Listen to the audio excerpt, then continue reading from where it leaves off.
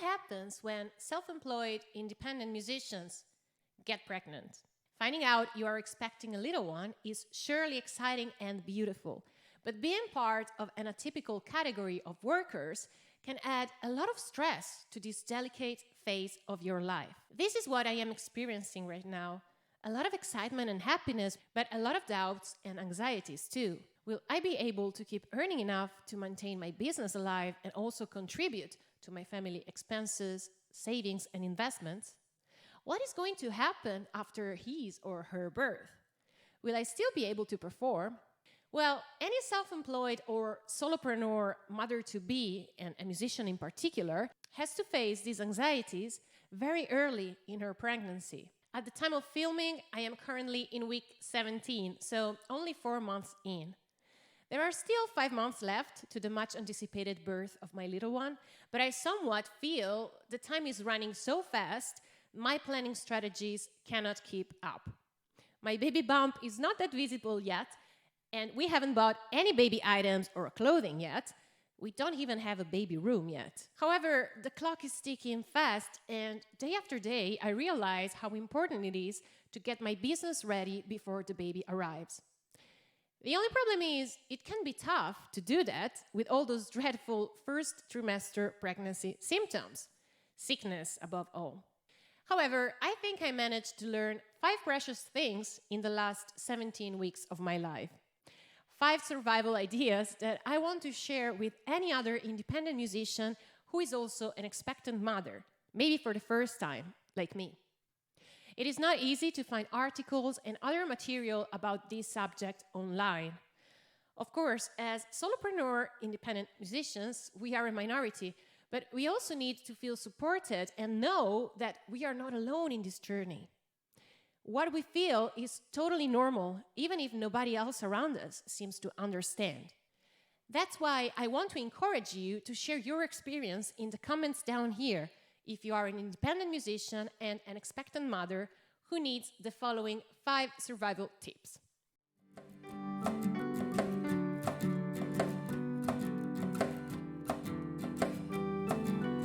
Welcome, people. I'm Nicole, an independent singer and songwriter, content creator, and music Twitch streamer from Italy. Thank you so much for taking the time to watch this video. My goal on this channel is to help you build a music career online. Am I doing it right? If you have any questions, feedback, or if you want to suggest a topic for another video, feel free to express yourself in the comment section down below. And please remember to be polite. Need further help with your live streaming, digital marketing, or time management strategies? Check the link in the description box to subscribe to my mailing list. You will receive a few freebies specifically designed for you, as well as a weekly newsletter with tips and tricks on how to make a living as a thriving online musician. Now, let's go ahead with the video. Tip number 1, take it easy. Let's start from the basics.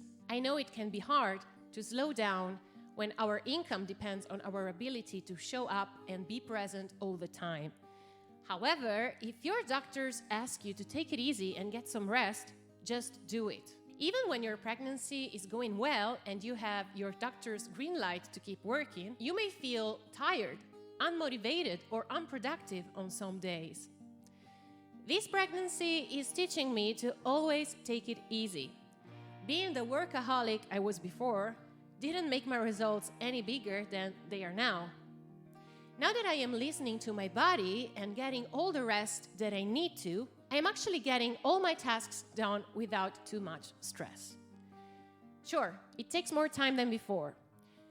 What I could achieve in a week now takes 2 or 3 weeks, but who cares? Of course, it's important to prioritize your tasks and work on what really needs to get done, but you can leave everything else for later. For example, if you have set deadlines, maybe because you're a freelancer who is working with a client, make sure to complete that job first. Right now, my live streaming shows on Twitch are my priority. They are also my main source of income, so I do all I can to show up at the scheduled time.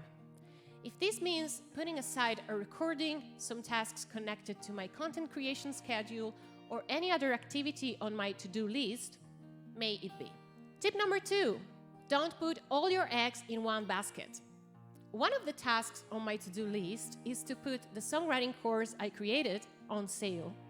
It is ready to be sold, but lately I haven't had the energy to plan its launch. Why bother with it now that I already have quite a lot on my plate? Well, because I know that I probably won't be able to stream for a while around the baby's birth date. It is important for me and my business to open up a second source of income, a passive one too. Passive income is great for expectant and new mothers. By selling something on autopilot, you can enjoy all the rest you need and take care of your baby without having to be too present at work. My goal for the end of my pregnancy is to open up different sources of income for my business and make most of them passive. This way, I will be able to take some time off Twitch without losing too much money, hopefully. If you are an expectant mother who is also a musician, think about ways you can build a side passive income source. Maybe you can create an online course, as I did, or you could write an ebook or strengthen your music sales and royalties. Tip number 3, optimize anything you can. To spend less time at work so that you can rest and/or take care of your newborn, optimize anything you can. Here are some strategies you could try. First of all, don't forget to prioritize the important tasks. Secondly, try task batching. I have a whole video about it, so I'm going to link it down below and somewhere around here. Make sure to have a watch. Last but not least, surround yourself with the right digital and physical tools. For example, to shoot my songwriting course videos, I had the lesson scripts ready, but I didn't know how to talk to the camera while reading them. It was taking me forever to film all the videos I needed to put the class together, especially because I was in my full first trimester sickness nightmare. The solution was a simple tool called Teleprompter, a transparent screen that reflects the text you need to read while looking at the camera. In fact, I am using it now. It is what anchormen and anchorwomen use to read the news on TV. The result?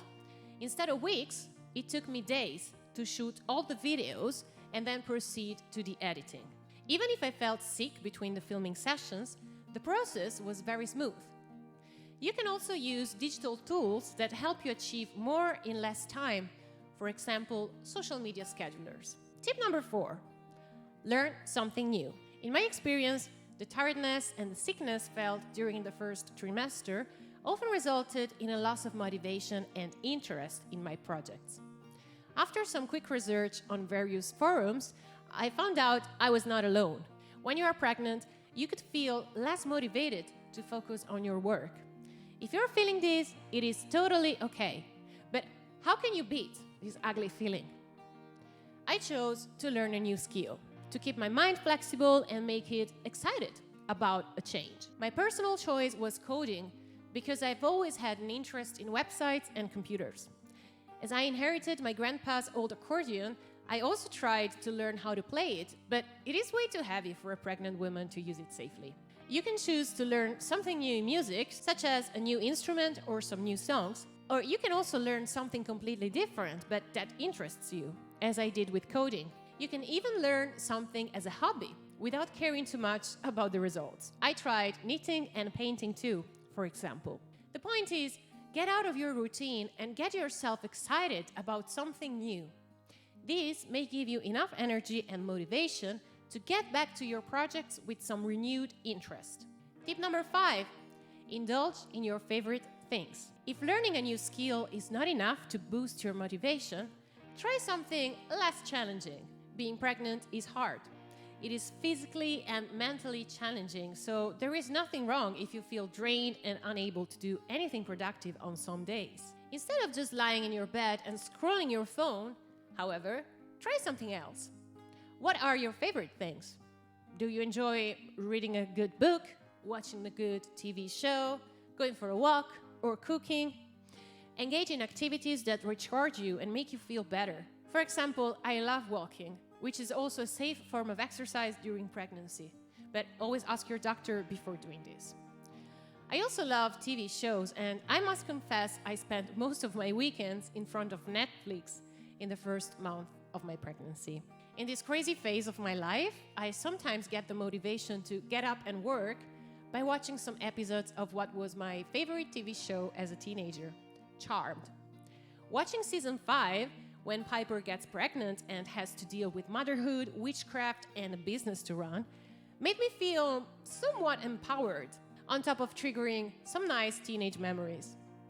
I hope my personal example shows you that nothing is too weird when it comes to motivation boosters. You just need to experiment a bit and find your own.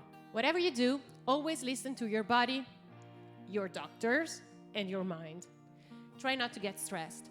Find a nice balance between work and rest, even if this means working way less than you did before. Try not to feel guilty about working less. If possible, show your partner, a family member, or even a friend that you need their presence, their love, and their help. And just enjoy this crazy ride.